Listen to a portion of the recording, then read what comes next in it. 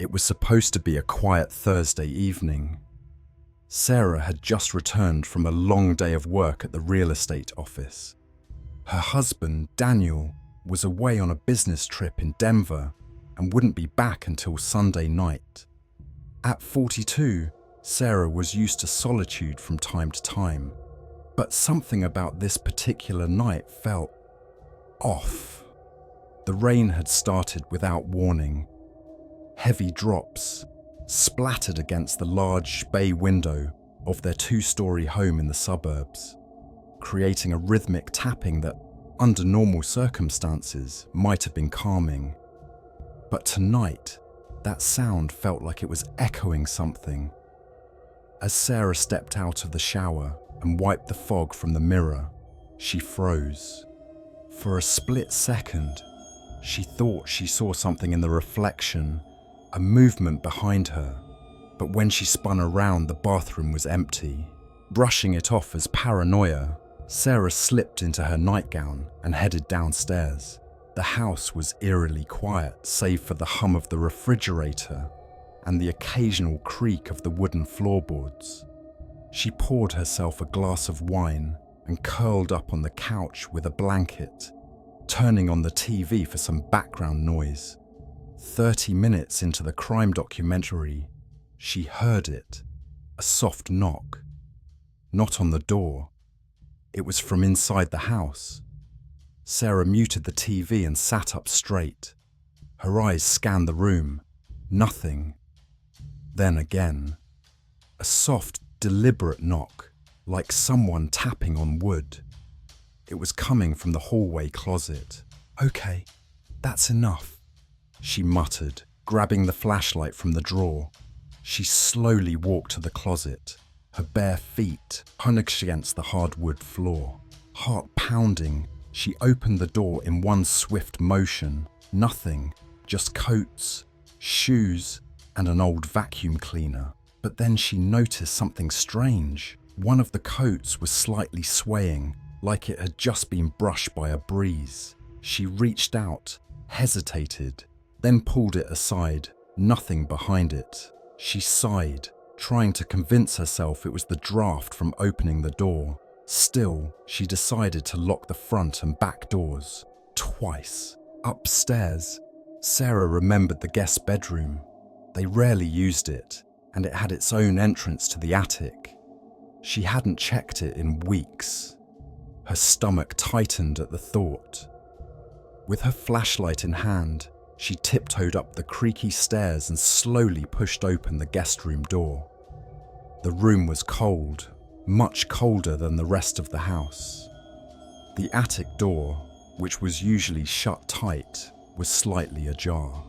"No way," Sarah whispered. Her hand trembled as she pushed it open further. She expected darkness. Instead, she saw a small, folded piece of paper resting at the top of the attic stairs. Her pulse quickened. She picked up the note. It was old, yellowed at the edges, the handwriting shaky and uneven. "I hear you at night. Please stop." That was it. No name, no date. She dropped the note like it burned her. "What the hell is this?" she whispered, backing away. She shut the attic door, locked the guest room, and rushed downstairs. Her rational mind screamed for an explanation. Maybe it was from the previous homeowner. Maybe it was a prank. But her gut told her otherwise. Someone had been up there, recently. It was nearly midnight when Sarah finally tried to sleep. She left a small lamp on and kept her phone close. But sleep didn't come, not with that feeling, the gut-wrenching sensation that someone was watching her. Just as she started to drift off, she heard it, breathing. Slow, steady, deliberate breathing. And it wasn't hers. Her body froze under the sheets. She held her breath, listening. It was coming from the hallway, just outside her bedroom door. With trembling hands, she reached for her phone and turned on the flashlight app. She threw the blanket aside and swung the door open. The hallway was empty. The hallway led straight to the door to the basement, normally locked. Tonight, it was cracked open. Sarah stared at it, unable to move. She hadn't been down there in months. They rarely used it, and Daniel always kept it locked because of how steep the stairs were. She gathered every ounce of courage she had, grabbed a kitchen knife, and crept down the stairs. Each step groaned beneath her weight. The basement was pitch dark, musty, and cold. As her flashlight scanned the room, it landed on something that made her breath catch.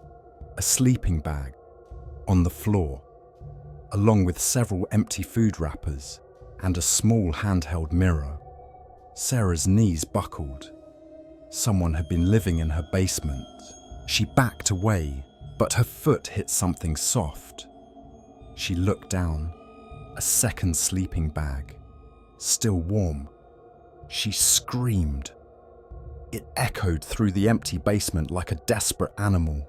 She turned and ran up the stairs, slamming the door behind her and locking it. She called 911 with trembling fingers. "There's someone in my house," she whispered to the operator. "Please, hurry."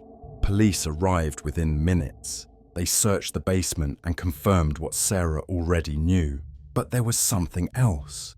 In the corner of the basement, hidden under a loose plank, they found a small digital camera, the kind used for vlogging. The footage on the memory card was chilling. It showed Sarah dozens of videos, all taken from inside the house. The camera had been moved around, sometimes placed in the kitchen, sometimes in the bedroom, sometimes even under the bed. Sarah fell to her knees, sobbing uncontrollably. It wasn't just that someone had been in her home. They had been watching her for weeks. The police never found him. Whoever he was, he had vanished. No fingerprints, no ID, no evidence of forced entry. Just the footage, the sleeping bags, and that note. For months, Sarah couldn't sleep without all the lights on. She sold the house not long after, unable to walk past the guest room or open the closet without breaking down. She tried therapy, medication. Nothing made the sense of violation go away, because deep down, she knew something the police didn't believe, something she felt in her bones. He was still watching. 2 years later, Sarah had started to rebuild her life. A new home, a new town, and a new routine helped her forget, or at least bury, what had happened. But one morning, as she opened her mailbox, she found a single envelope with no return address. Inside was a photograph. It was a picture of her, taken through a window, in her new kitchen. The image was recent. Sarah stared at it, the colour draining from her face. There was only one sentence written on the back of the photo. "I never left." She reported it, moved again, changed her name, but the truth settled inside her like a sickness. Some invasions never end.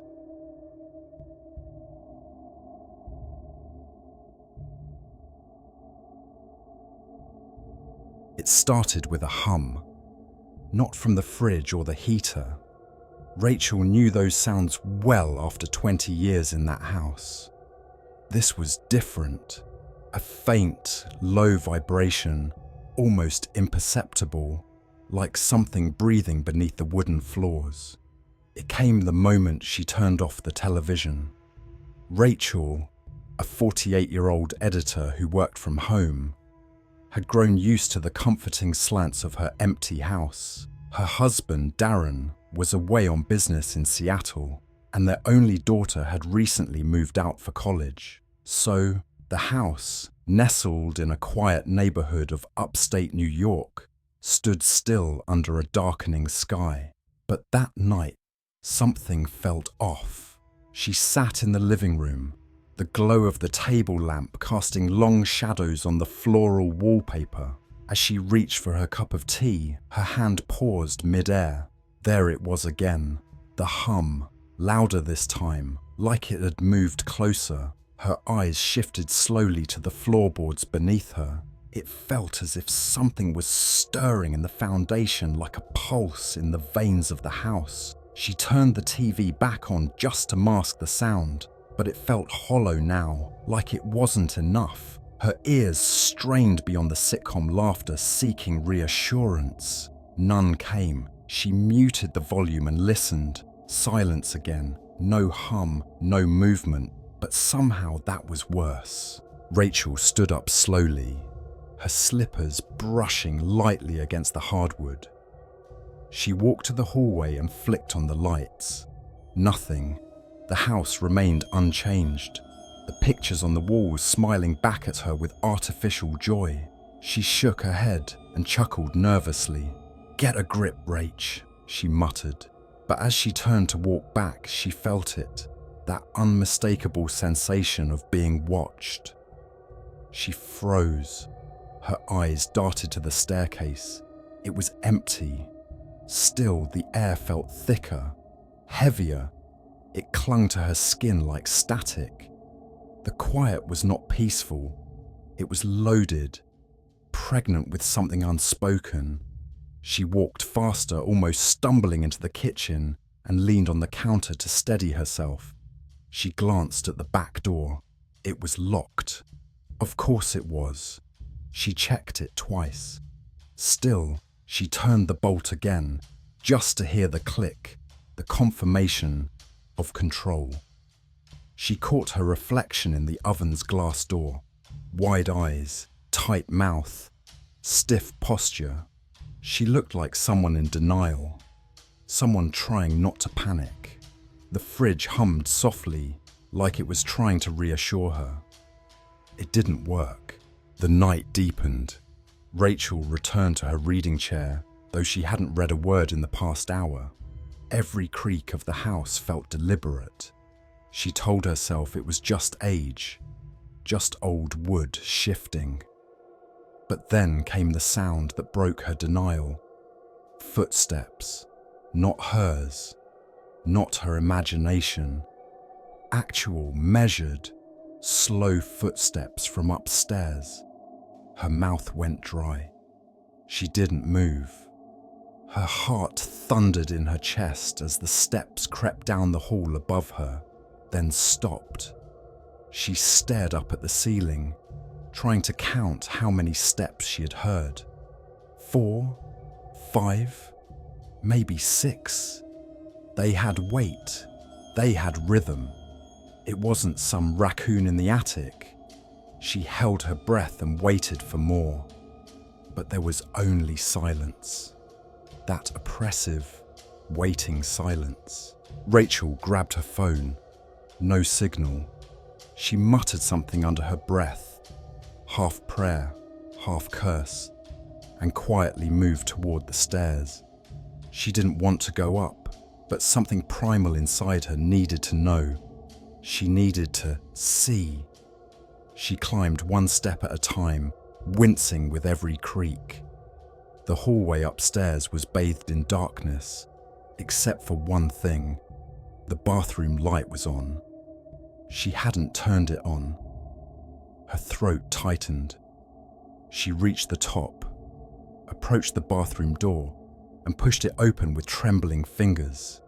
Empty, just the light flickering, and her own pale face in the mirror, looking much older than it had earlier that evening. She lingered there a moment longer, staring into her reflection like it held an answer. But the mirror only returned her fear, multiplied. Rachel backed away slowly, but then... knock, knock, knock. She jumped. The sound didn't come from the front door. It came from the inside, the closet in the guest room. She stood frozen for a full minute. Her body wouldn't obey her mind. When she finally moved, it wasn't toward the guest room. It was back down the stairs, toward the front door. She yanked it open and stepped onto the porch. Cold air bit her skin. The street was empty. No people, no wind, not even a cricket. The quiet out here was worse than inside. She looked down both ends of the street, squinting into the dim glow of street lamps. Her neighborhood, so familiar by day, now felt alien, like a set piece missing its actors. She didn't sleep that night. She sat on the couch with the kitchen knife on her lap, waiting, listening. At 3:17 a.m., the voice came. "Rachel, I know you're still awake." Her head snapped toward the hallway. The voice was deep, familiar, but wrong, distorted, like it was wearing someone else's tone. "Please don't make me knock again." She screamed, backing into the corner of the living room, phone still useless in her hand. Her heart pounded so hard she could hear it in her ears. Her mouth opened but no words came out. She waited. The voice didn't speak again, but it didn't need to. She bolted for the front door again. Locked. She never locked it from the outside. She twisted the handle furiously. Nothing. She ran to the back door. Same. Windows nailed shut. Long ago. A safety thing Darren insisted on after a break-in years ago. The hum returned. No longer faint. It pulsed through the walls. The light bulbs dimmed and flickered. Rachel whimpered, clutching her knife as she crouched near the fireplace. Something moved in the hallway. Heavy, purposeful. Each footstep pressed into the silence with authority, and then it stopped, right behind her. She turned her eyes toward the hallway mirror. A tall, hunched shadow stood behind her reflection. She spun around. Nothing. She looked back at the mirror. It was still there, smiling. "You forgot me, Rachel," it whispered. She covered her ears and sobbed. "I don't know you. I don't know you." The mirror cracked. The sound echoed through the house like a scream. Her mind reeled. That voice. Why did it feel like something from long ago? And then it hit her. The neighbor boy, Michael, the one who vanished in 1984. She was only 8 then, last seen entering the woods behind their yard. Everyone said he ran away, but she knew. He followed her into the shed that afternoon. He had begged to play. She said no. He looked so angry. She slammed the door shut and left him crying inside. She told no one. The next day, he was gone. She had buried that day so deep, she convinced herself it never happened. He disappeared that evening, and no one ever found him. She crept toward the guest room, every muscle in her body shaking. The closet door was ajar. Slowly, she opened it. Inside, a small pair of worn-out sneakers, and a child's voice echoing from the darkness. "You promised you'd let me out." The door slammed shut behind her. She screamed, pounded, but no one heard. Not even when the house was sold months later. Not even when the new owners found a cracked mirror with a woman's face still trapped inside.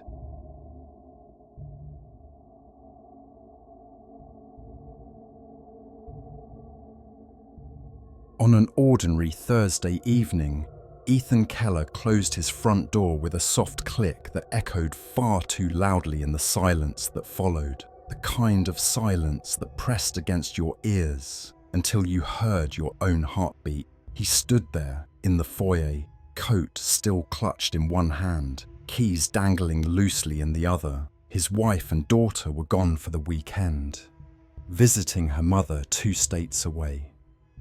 For the first time in years, he had the house entirely to himself.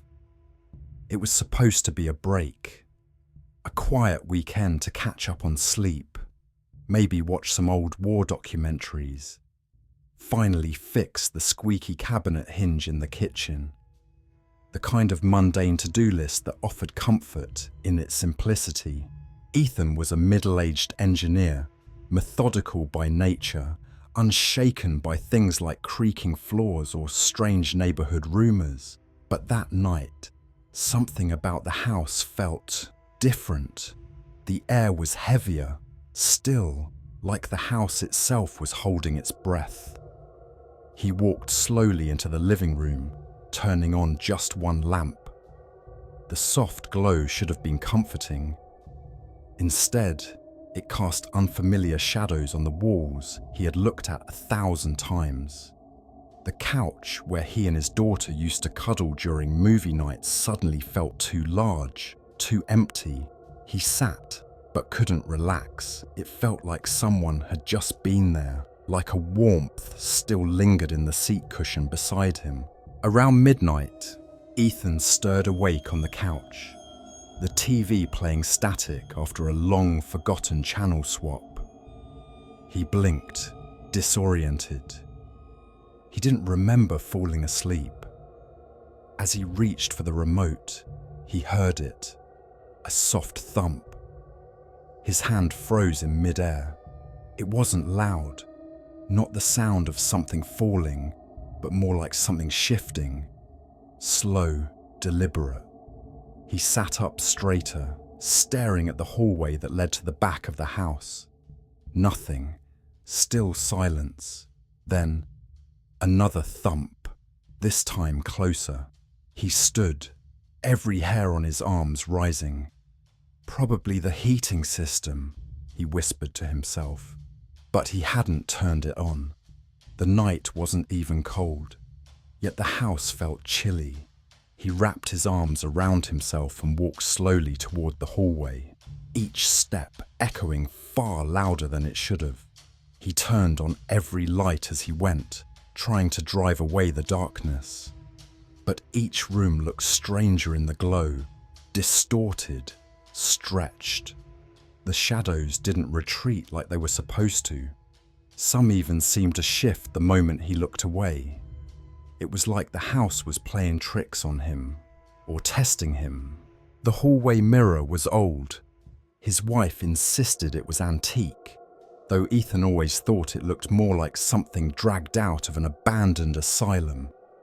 It was tall, narrow, and always a little dusty no matter how often it was cleaned. As he passed it, something made him glance. There was his reflection, tired, uneasy. But then, just as he was about to look away, he saw something else. Movement behind him.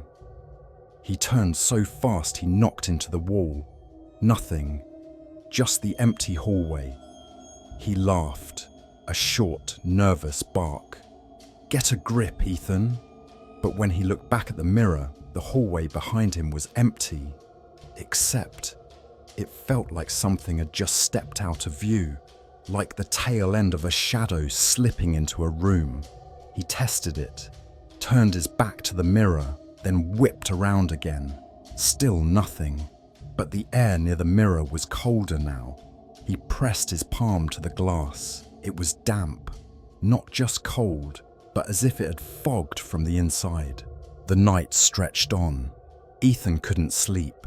He tried the bed, then the couch, then even sat on the edge of the bathtub with the door locked, telling himself it was just nerves. He wasn't used to the quiet, that's all, but each time he let himself drift off, he heard it again. Footsteps, not loud, not dragging, just soft, human, measured. The worst part? They always came from behind a closed door, like someone knew where he wasn't looking. At one point, as he stood in the kitchen, the light above him flickered, and for just a second, only a second, he saw a shape standing in the hallway mirror, tall, still, watching. He spun around, knife in hand this time. Nothing. "I'm not crazy," he whispered, but his voice was shaky, weak, as if something wanted him to doubt his own senses. He started leaving doors open on purpose. Every room he entered, he kept the door wide, but the next time he passed by, some of them would be closed again, slightly ajar, like someone had just slipped inside. By morning, Ethan hadn't slept a minute. He sat with a blanket over his shoulders, eyes bloodshot, every light in the house turned on, but even the light didn't help. It cast too many shadows, too many places to hide. He started to notice patterns. The hallway was always colder than the rest of the house. The mirror never showed him exactly what was behind. Once, it showed the kitchen light on when it was off. Another time, it showed his reflection smiling when he wasn't. But the worst moment came just before sunrise. He was standing by the front door, ready to leave. Go to a hotel, sleep in the car, anything, when the door wouldn't open. Not jammed, not locked, just wouldn't open. He twisted, yanked, even screamed in frustration. That's when he heard it. Not a thump, not a creak. Breathing, low, wet, like lungs that hadn't breathed in years, suddenly gasping for air, coming from the walls. He pressed his ear to the doorframe. The sound moved, into the floor, then up toward the ceiling like something crawling within the bones of the house, breathing in rhythm with his own, slower, then faster. He began tearing through drawers, searching for answers like the house might have come with a manual. He opened the old crawl space under the stairs, something they hadn't touched in years, and found boxes that weren't theirs. Inside, newspaper clippings, photos of people he didn't know, all dated decades ago. But the most chilling was a photo of his living room. Same furniture, same layout, but the man in the photo wasn't him. He turned it over. One word was scrawled in smudged pencil. Returned. He checked the name on the paper. Same last name as his. Keller. He found more. Articles about disappearances. All of them in that same house. All of them described by neighbors as quiet, normal, unremarkable. One article had a quote, "The house never lets go, it just waits." That night, the mirror was covered with a sheet. He didn't have the strength to look anymore, not when his reflection began whispering things his ears couldn't hear, but his bones understood. Words that curled into his thoughts like vines. On the final night, Ethan set up a camera. Logical, measurable. He was still an engineer after all. He needed proof. Something to fight the growing voice inside him that said, "You're not alone in this house." He recorded for hours. Nothing. Until 3:17 a.m. That's when a figure stepped into frame. Ethan sat frozen as he watched the footage the next morning. It was tall, slender, pale.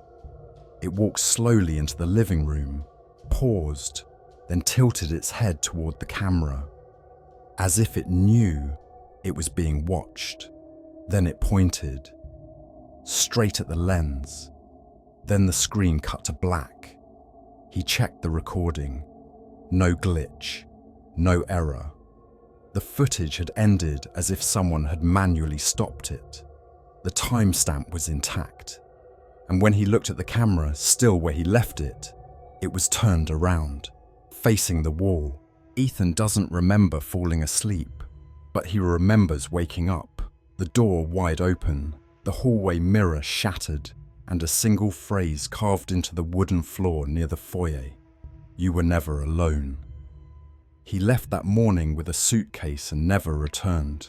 The house is still there, lights off, curtains drawn, but sometimes neighbors swear they see movement behind the windows and soft, deliberate breathing. They say if you listen closely at night, the house still breathes in the rhythm of a man who desperately wanted to be alone, but never truly was.